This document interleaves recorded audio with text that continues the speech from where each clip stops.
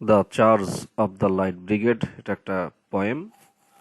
এই পয়েমটা লিখেছেন Alfred Lord Tennyson. আমরা তার ছবি দেখতে পাচ্ছি। আলফ্রেড লর্ড টেনিসনকে ফার্স্ট ব্যারন টেনিসনও বলা হয়। Alfred Lord Tennyson was an English poet. তিনি একজন ইংরেজি কবি ছিলেন। He was the poet laureate during the much of Queen Victoria's reign. তিনি রানী ভিক্টোরিয়ার রাজত্বকালের অধিকাংশ সময়ই রাজকবি হিসেবে ছিলেন and remains one of the most popular British poets, এবং এখনও তিনি অন্যতম ইংল্যান্ডের সবচেয়ে জনপ্রিয় কবি। In 1829 Tennyson was awarded the chancellor's gold medal at Cambridge. অর্থাৎ 1829 সালে টেনিসনকে gold medal, chancellor gold medal পুরস্কার দেওয়া হয় ক্যামব্রিজ বিশ্ববিদ্যালয়ে। তাহলে এখন আমরা দেরি না করে the charge of the light brigade কবিতাটি সম্বন্ধে আমরা সংক্ষেপে কিছু আলোচনা শিখবো। এখানে আমরা কবিতাটি শিখবো না, কিন্তু কবিতাটির বিষয়বস্তু নিয়ে শিখবো। তা আমরা টেনিসনকে দেখলাম, এখন আমরা পড়ি। The charge of the light Brigade is an 1854 narrative poem. এটা 1854 সালে একটা লর্ড আলফ্রেড টেনিসনের প্রকাশিত এটা একটা ন্যারেটিভ পোয়েম। ন্যারেটিভ পোয়েমটা কি আবার? তাহলে ন্যারেটিভ পোয়েমটা আমরা জানি। ন্যারেটিভ পোয়েম হলো is a form of poetry that tells a story. এক ধরনের কবিতা যেটা গল্প বলে, often making voices of a narrator and characters as well. যেখানে কি কোনো ন্যারেটর বা কোনো ক্যারেক্টারও থাকে। The entire story is usually written in metred verse. অর্থাৎ টোটাল গল্পটাই নির্দিষ্ট একটা ছন্দে লেখা হয়। Narrative poems do not need rhyme. তবে যেগুলো ন্যারেটিভ বা বর্ণনামূলক কবিতা, সেখানে সাধারণত কোনো রাইম বা ছন্দর প্রয়োজন হয় না। The poems that make up the জানরা may be short or long. তো এই ধরনের কবিতাগুলো লম্বা বা ছোট হতে পারে। And the story it relates to may be complex. এবং এটা এই ন্যারেটিভ কবিতাগুলো যে গল্পটা বলে, সেই গল্পটা জটিলও হতে পারে। আচ্ছা, তাহলে আমরা ন্যারেটিভ পোয়েম শিখলাম। এখন আমরা লর্ড আলফ্রেড টেনিসন সম্বন্ধে যাই। আমি একটু আগেই বলেছি লর্ড আলফ্রেড টেনিসন ভিক্টোরিয়ান যুগের রাজকবি ছিলেন। সংক্ষেপে এতটুকুই বলি, পরে এটা নিয়ে আমরা আরও শিখব। তাহলে আমরা মূল কথা হলো লর্ড আলফ্রেড টেনিসন ভিক্টোরিয়ান যুগের ভিক্টোরিয়ান যুগের বিখ্যাত কবি। About the charge of the light brigade. তো charge of the light brigade নিয়ে এই কবিতাটি তিনি লিখেছেন। তো charge of the light brigade কি সেটা একটু আমরা দেখি। এখানে আমরা চার্জ অফ দ্য লাইট ব্রিগেডের একটা ছবি দেখতে পাচ্ছি। একটু সংক্ষেপে পড়ি। The charge of the light brigade was a failed military action. এই charge of the light brigade ছিল একটা ব্যর্থ সামরিক অভ্যুত্থান involving the British light cavalry led by Lord Cardigan against Russian forces during the battle of Balaclava on 25 October 1854 in the Crimean war. অর্থাৎ ক্রিমিয়ার যুদ্ধ, এটা একটা বিখ্যাত যুদ্ধ হলো ক্রিমিয়ার যুদ্ধ। 1854 সালে এই যুদ্ধটি হয়েছিল 25 অক্টোবর। এটা হলো ব্যালাক্লাভা যুদ্ধের সময় রাশিয়ান সৈন্যদের বিরুদ্ধে ব্রিটিশ সেনাবাহিনীর একটা অভিযান, এটা ব্যর্থ হয়েছিল। এই বিষয়টাকে বলা হয় the charge of the light brigade. তো এখন আমরা উপরে চলে যাই। About at the battle of Balaclava, অর্থাৎ ব্যালাক্লাভার যুদ্ধের ঘটনাটা। ব্যালাক্লাভার যুদ্ধ কি তার আমরা একটা ছবি দেখতে পাচ্ছি এবং সে সম্পর্কে একটু তথ্য নেই। The battle of Balaclava fought on 25 October 1854 during the Crimean war. অর্থাৎ ক্রিমিয়ার যুদ্ধে 25 অক্টোবর 1854 সালে এই যুদ্ধটা হয়েছিল। Was part of the siege of Sevastopol 1854 to 1855। অর্থাৎ 1854-55 সালে সেভাস্টোপোল যখন অবরোধ হয়েছিল, তার অংশ ছিল এই battle of Balaclava. An allied attempt to capture the port and fortress of Sevastopol. অর্থাৎ সেভাস্টোপোল যে দুর্গ, সেই দুর্গর কিছু এবং তার যে পোর্ট বা বন্দর, সেটা ক্যাপচার বা দখল করার একটা প্রচেষ্টা ছিল মিত্র বাহিনীর। Russia's principal naval base on the Black Sea. আর রাশিয়ার প্রধান সামরিক ঘাঁটি ছিল ব্ল্যাক সির কাছে। আচ্ছা, তার আমরা ব্যাটল অফ ব্ল্যাক শিখলাম। Crimean war, battle of Balaclava during the Crimean war. আমার ক্রিমিয়ার যুদ্ধ কি সেটা একটু আমরা দেখে নেই। ক্রিমিয়ার যুদ্ধ হলো the Crimean war was a military conflict from October 1853 to February 1856 in which Russia lost to an alliance of France, the Ottoman Empire, the United Kingdom and Sardinia. অর্থাৎ ক্রিমিয়ার যুদ্ধ হলো এটা একটা সামরিক সংঘাত ছিল, যেটা অক্টোবরের 1853 থেকে ফেব্রুয়ারি মাসের 1856 সাল পর্যন্ত হয়েছিল, যেখানে রাশিয়া হেরে গিয়েছিল, ফ্রান্স, অটোমান সাম্রাজ্য, ইউনাইটেড কিংডম বা যুক্তরাজ্য এবং সার্ডিনিয়ার মিত্রবাহিনীর কাছে হেরে গিয়েছিল। The immediate cause of the war involve the rights of the Christian minorities in Palestine. তো এই যুদ্ধের যে তাৎক্ষণিক যে কারণ, তার মধ্যে ছিল যে প্যালেস্টাইন, যে সংখ্যালঘু খ্রিস্টানদের অধিকার নিয়ে এটা একটা কারণ ছিল, which was the part of Ottoman empire, অর্থাৎ এই প্যালেস্টাইন তখন অটোমান সাম্রাজ্যের অন্তর্ভুক্ত ছিল। তাহলে আমরা ক্রিমিয়ার যুদ্ধ নিয়ে একটু হালকা আইডিয়া নিলাম, এখন অন্য জায়গায় আমরা যাই। এখন আমরা দেখি যে এই কবিতাটা তিনি কবে লিখেছেন। হি রোট ইট অন 2 ডিসেম্বর 1854, অর্থাৎ 1854 সালে 2 ডিসেম্বর লর্ড টেনিসন কবিতাটি লিখেছেন। And it was published on 9 December 1854 in the examiner, অর্থাৎ দি এক্সামিনার পত্রিকায় 1854 সালের 9 ডিসেম্বর এই কবিতাটি প্রকাশিত হয়।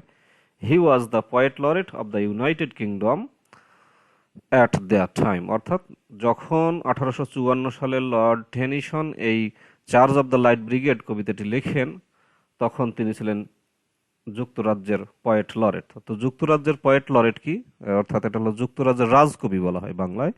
The poet laureate of the United Kingdom is an honorary position appointed by the monarch of the United Kingdom, অর্থাৎ যুক্তরাজ্যের রাজা যে কবিকে নিয়োগ দেন, এটা একটা সম্মানিত একটা অবস্থা, পজিশন বা post, currently on the advice of the prime minister, তবে বর্তমানে এই পোস্টে প্রাইম মিনিস্টার নিয়োগ দান করেন। The role does not entail any specific duties, but there is an expectation that the holder will write verse for significant national occasions. তো এই পদের নির্দিষ্ট কোনো ডিউটি নেই, তবে এটা আশা করা হয় যে যিনি এই পোস্টে পয়েট লরেট বা রাজকবি পোস্টে থাকবেন, তিনি অবশ্যই ইংল্যান্ডের জাতীয় কিছু কারণে কিছু কবিতা লিখবেন, এটাই। তাহলে আমরা পয়েট লরেট সম্পর্কে শিখলাম। এখন আমরা Lord Tennyson, the charge of the light brigade এর কবি লর্ড টেনিসনের আমরা একটু ছবি দেখি। এনার নাম হলো আলফ্রেড লর্ড টেনিসন বা লর্ড আলফ্রেড টেনিসন। এনার দেশ হলো ইউনাইটেড কিংডম, ভাষা হলো ইংলিশ। আর charge of the light brigade কবিতাটি তিনি 9 ডিসেম্বর 1854 সালে প্রকাশ করেছেন। তাহলে আমরা মোটামুটি একটু আইডিয়া নিলাম। এখন আমরা শিখব যে এই কবিতায় কি কি শিখব। এই কবিতার হিস্টোরি শিখব, কম্পোজিশন অর্থাৎ কিভাবে রচনা করা হলো, লেটার ভার্সন, এই কবিতার পরবর্তী কি কি ভার্সন ছিল, কিপলিংস পোস্টস্ক্রিপ্ট, অর্থাৎ কিপলিং আমরা জানি আরেকজন বিখ্যাত ইংলিশ কবি, তিনি কি লিখেছেন, নোটেবল কালচারাল রেফারেন্সেস, এই কবিতা থেকে আর কি কি সাংস্কৃতিক কোনো পরিচয় পাওয়া যায়, রেফারেন্সেস শিখবো, বিবলিওগ্রাফি শিখবো, এক্সটার্নাল লিঙ্ক শিখবো। তাহলে আমরা এখন হিস্ট্রিতে চলে যাই। History, composition. ডিউরিং 1854, অর্থাৎ 1854 সালে, when the United Kingdom was engaged in the Crimean war, 1854 সালে যখন ইউনাইটেড কিংডম ক্রিমিয়ার যুদ্ধে লিপ্ত হলো, তো আমরা আগে ক্রিমিয়ার যুদ্ধ সম্পর্কে শিখেছি, যেটা 1853 থেকে 1856 সালে হয়েছিল। আচ্ছা, তারপরে যাই। Tennyson wrote several patriotic poems under various pseudonyms. তো ওই সময় কিছু কয়েকটি ছদ্মনামে টেনিসন কিছু দেশপ্রেমিক কবিতা লিখেছিলেন। That Tennyson created his fan names, এবং এই সময় টেনিসন তার পেন নেম বা ছদ্মনাম তৈরি করেছিলেন। Because this versus used A traditional structure Tennyson employed in his earlier career, কারণ এই কবিতাগুলো একটা ট্র্যাডিশনাল স্ট্রাকচার গঠন ব্যবহার করেছিল, যেটা টেনিসন তার প্রথম দিকের কবি জীবনের প্রথম দিকে ব্যবহার করেছিলেন। But suppressed during the 1840s, কিন্তু 1840-এর দশকে তিনি এই টেকনিকটা বাদ দিয়েছিলেন। তো 1840-এর দশক বলতে 1840 থেকে 49 সালকে 1840-এর দশক বলা হয়। ওয়ারিং দ্যাট, টেনিসন এই টেনশনে ছিলেন যে poems like the charge of the light brigade, which he initially signed only 80, তো might prove not to be decorous for a poet laureate। তিনি ভেবেছিলেন যে একজন রাজকবির জন্য এই কবিতাটি শোভনীয় নাও হতে পারেন, এই জন্য তিনি তার ছদ্মনামে লিখেছিলেন।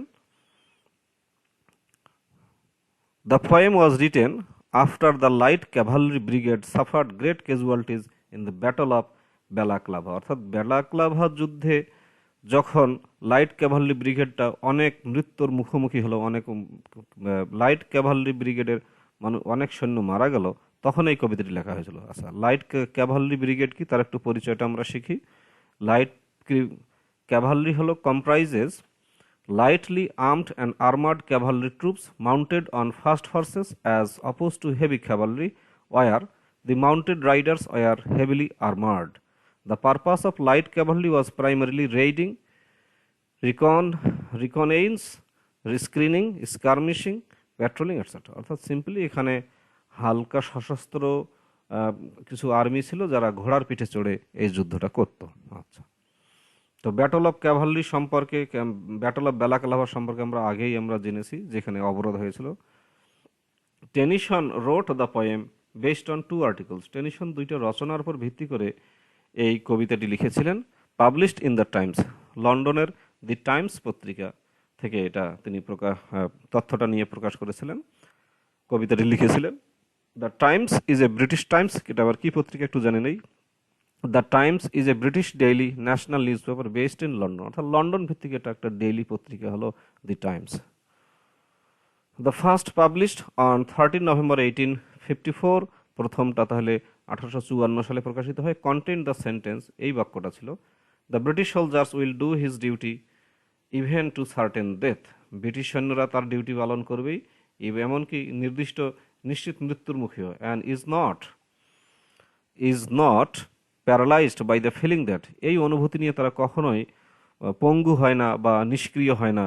He is the victim of some hideous blunder, যে তিনি কিছু বড় বড় ঘৃণ্য ভুলের শিকার হয়েছেন, এই ভয়েও তিনি কখনো নিষ্ক্রিয় হন না। The last 3 words of which proved the inspiration for his phrase, শেষের 3টা ওয়ার্ড তার এই ফ্রেজের মূল উৎসাহ ছিল। সামওয়ান হ্যাড ব্লান্ডার্ড, কেউ না কেউ অবশ্যই বড় বড় ভুল করেছে। The poem was written in a few minutes on 2 December of the same year, ওই একই বছর 2 ডিসেম্বর কবিতাটি লেখা হয়।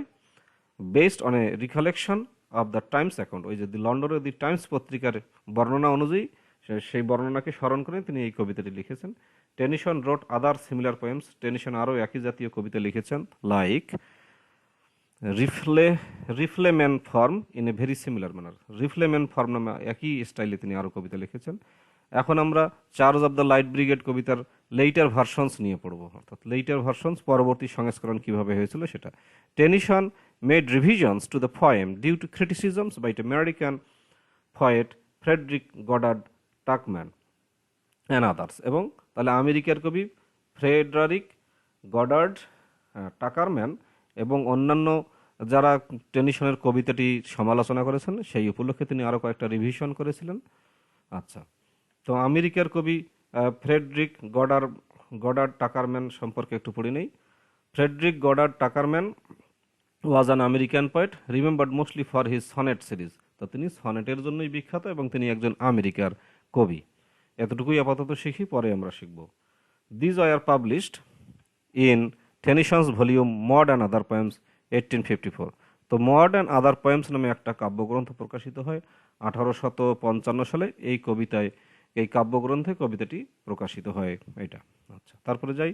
This changes are criticize by several including both Tennyson and Tuckerman, তো এই যে পরিবর্তনগুলো, এগুলো বেশ কয়েকজন, বিশেষ করে টেনিসন এবং টাকারম্যানও এগুলোর সমালোচনা করেছিলেন। At the suggestion of Lady Franklin, Lady ফ্রাঙ্কলিনের সাজেশনে Tennyson sent 1000 copies of a single sheet version of the poem to be distributed among soldiers in the Crimea, অর্থাৎ ক্রিমিয়ার যুদ্ধে যত হাজার হাজার সৈন্য ছিল তাদের মাঝে প্রায় 1000 কপি টেনিসন পাঠিয়ে দিয়েছিলেন লেডি জেইন ফ্রাঙ্কলিনের তত্ত্বাবধানে। এখন লেডি জেইন ফ্রাঙ্কলিন কি, তার একটু পরিচয় নেই। Lady Jane Franklin was the second wife of the English explorer Sir John Franklin, অর্থাৎ ইংরেজ এক্সপ্লোরার বা নাবিক বলতে পারি, যেমন ভাস্কো দা গামা এই টাইপের, তার ওয়াইফের পরামর্শ, তার ওয়াইফ হলেন ইনি। During her husband's period as lieutenant governor of Van Diemen's Land she became known for her philanthropic work and her travels road south eastern Australia, অর্থাৎ তার স্বামীর সময় তিনি তার মানবতাবাদী কাজের জন্য খুবই বিখ্যাত ছিলেন এবং তিনি দক্ষিণ পূর্ব অস্ট্রেলিয়ায় তার ভ্রমণ করেছিলেন সেটা নিয়ে। আচ্ছা, আমরা জানলাম। এবার আসি, for this he rewrote his this revisions in Maud and other poems and this rewrote version was used for the second edition of Maud 1856। তারপরে আবার এই ভাষণটা 1856 সালেও ইউজ করা হলো। Tennyson recited the poem on to a wax cylinder in 1890, অর্থাৎ 1890 সালে wax সিলিন্ডারে তিনি তার কবিতাটি রিসাইট বা আবৃত্তি করেছিলেন। ওয়াক্স সিলিন্ডার কি সে সম্পর্কে একটু আমরা আইডিয়া নেই। ওয়াক্স সিলিন্ডার হলো phonograph cylinders are the earliest commercial medium for recording and reproducing sound, অর্থাৎ ওই সময়ের, এখন যেমন আমরা রেকর্ড করি সেই সময়ের একটা রেকর্ডিং যন্ত্র, সেটাই হলো ওয়াক্স সিলিন্ডার বা ফোনোগ্রাফ সিলিন্ডার। ওকে, তাহলে আমরা পরের লাইনে যাই। কিপলিং, রুদিয়ার্ড কিপলিং হলো বিখ্যাত কবি বলেছি আমি। কিপলিং এর আগে পরিচয়টা নেই। Kipling was an Rudyard Joseph Rudyard Kipling was an English journalist, short story writer, poet and novelist. He was born in India, which inspired much of his work. তো জোসেফ রুদিয়ার্ড কিপলিং একজন English সাংবাদিক, short story লেখক, কবি এবং উপন্যাসিক। তার জন্ম India বা ভারতে, এবং তার অধিকাংশ কবিতা বা তার রচনায় ইন্ডিয়ার প্রভাব লক্ষ্য করা যায়। তো Rudyard Kipling's wrote the last of the light Brigade. আর তাহলে লর্ড আলফ্রেড টেনিসন লিখলো charge of the light Brigade, আর রুদিয়ার্ড কিপলিং ওটাকে ফলো করে লিখলো the light of the last brigade. তো এটা কি কবিতা একটু আমরা পড়ি নাই। The last of the light Brigade is a poem written in 1890 by Rudyard Kipling, echoing 36 years after the event Alfred Tennyson's famous poem The Charge of the Light Brigade। অর্থাৎ Alfred টেনিসনের charge of the light Brigade কবিতা লেখার প্রায় 36 বছর পরে ওই ঘটনাকেই প্রতিধ্বনিত করে 1890 সালে Rudyard Kipling the last of the light Brigade রচনা করেছেন। Some 40 years after the appearance of the Charge of the Light Brigade। এখানে বলছে যে প্রায় charge of the light Brigade কবিতা আসার প্রায় 40 বছর পরে। His poem focuses on the terrible hardships faced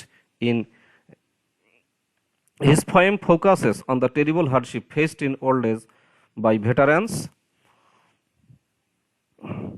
of the Crimean War। অর্থাৎ তার কবিতায় এই যে ক্রিমিয়ার যুদ্ধের যে যারা মানুষ ছিল তাদের যে কষ্ট, সেই কষ্টটাই বর্ণনা হয়েছে। As exemplified by the cavalryman of the light Brigade. Light ব্রিগেডের যে ক্যাভালরিম্যান অশ্বারোহী ছিল তারা যেমন বর্ণনা করেছেন, ব্যাখ্যা করেছেন। Its purpose was to shame the British public into offering financial assistance. তো এইটার উদ্দেশ্য ছিল যে ব্রিটিশ যারা জনগণ ছিল তাদেরকে লজ্জা দেওয়া, তারা যে এই যে ইন্টু অফারিং ফাইন্যান্সিয়াল অ্যাসিস্ট্যান্স, তারা যেন আর্থিক সহযোগিতা দেয় সেই বিষয়ে লজ্জা দেওয়ার জন্য এটা করা হয়েছে। আচ্ছা, এই charge of the light Brigade কবিতার নোটাবল কালচারাল রেফারেন্সগুলো কি কি? The poem is referenced in Eugene the Debs Canton speech. এই আমেরিকার একজন, তিনি দ্বিতীয় বিশ্বযুদ্ধের সময় তিনি এই কাজটা করেছেন। এই এনার বক্তব্যে এই কবিতাটা আসছে। ওয়াজ an American socialist, political activist, trade unionist, one of the founding members of the industrial workers of the world IWW, and 5 times the candidate of the Socialist Party of the America for the President of United States। ইনি এই কবিতাটা use করেছেন। তারপরে lines from the poem are frequently referenced in to the lighthouse by Virginia Woolf. আচ্ছা, Virginia Woolf আমরা জানি একটা বিখ্যাত লেখক, তার একটা টু দ্য লাইট হাউস, এটা কি একটু পড়ি নাই। Is a 1927 novel by Virginia Woolf. 1927 সালে ভার্জিনিয়া উলফ, বিখ্যাত লেখক, তিনি তার টু দ্য লাইট হাউস এই উপন্যাসে তিনি এই লর্ড টেনিসনের কবিতার রেফারেন্স নিয়েছেন। The novel centres on the Ramsay family and their visits to the Isle of Skye in Scotland between 1910 to 1920। অর্থাৎ 1910 থেকে 1920 সালে স্কটল্যান্ডে রামসে ফ্যামিলি এবং স্কাই দ্বীপের যে তাদের মাঝে ভিজিট, সেটাকে কেন্দ্র করে এই উপন্যাসটা রচিত। এখানে তিনি এই the charge of the light Brigade কবিতার রেফারেন্স ইউজ করেছেন। আচ্ছা, আর কি কি ইউজ করা হয়েছে? আলফালফা recites his poem in too young 1936। অর্থাৎ এই Too Too Young is a 1936 Our Gang short comedy film directed by Gordon Douglas. তো এই টু টু ইয়াং এ 1936 সালের একটা শর্ট কমেডি, এখানে এই এই রেফারেন্সটা এসেছে এই কবিতার। Honus recites passage from this poem in Soldier Blue 1970 in lieu of a prayer after a cavalry group is massacred by Cheyenne. আচ্ছা, তো এটা কি হলো? সোলজার ব্লু কি 1970 American American revisionist western film directed by Ralph Nelson and starring. আচ্ছা, তাহলে এটা একটা সিনেমা আমরা জানলাম। তারপরে আসি, the poem inspired the Iron Maiden song and the Trooper, অর্থাৎ এই কবিতা থেকেই Iron Maiden song the Trooper 1983 সালের এই গানটা প্রকাশিত হয়। আমরা গানটার একটা ছবিটা দেখতে পাচ্ছি শিল্পীদের। Iron Maiden are an English heavy metal band formed in Leyton, East London in 1975 by bassist and primary songwriter Steve Harris. তাহলে আমরা কি শিখলাম? আয়রন মেইডেন হলো একটা ইংলিশ হেভি মেটাল ব্যান্ড যেটা ইস্ট লন্ডনে 1975 সালে তৈরি হয়েছে। এই ব্যান্ডও এই কবিতা থেকে উদ্ধৃতি নিয়ে গান রচনা করেছেন, গান গেয়েছেন। আচ্ছা, এবার আসি, the poem was referenced in jail diary of an Indian revolutionary Bhagat Singh. আচ্ছা, তাহলে এই কবিতাটা আবার কোথায় রেফারেন্স আসে?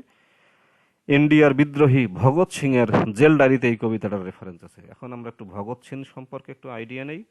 ভগৎ সিং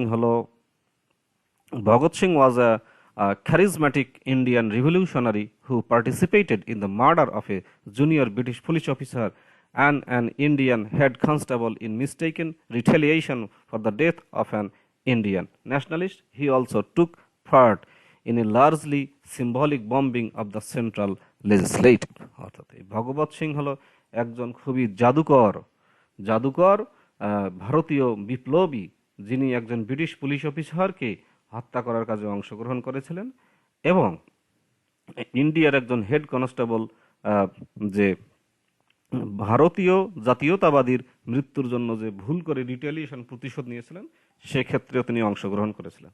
তাহলে আমরা দেখলাম যে লর্ড আলফ্রেড টেনিসনের the charge of the light Brigade কবিতাটা বিভিন্ন জায়গায় ইউজ করা হয়েছে।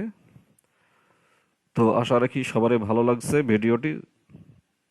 আরেকবার আমরা বলি, এই নামটা আরেকবার আমি দেখাই সবাইকে। এটা হলো, তাহলে এই কবিতার নাম হলো the charge of the light Brigade. এই কবিতার লেখকের পরিচয় দিচ্ছি আমি। Alfred Tennyson, first Baron Tennyson, was an English poet.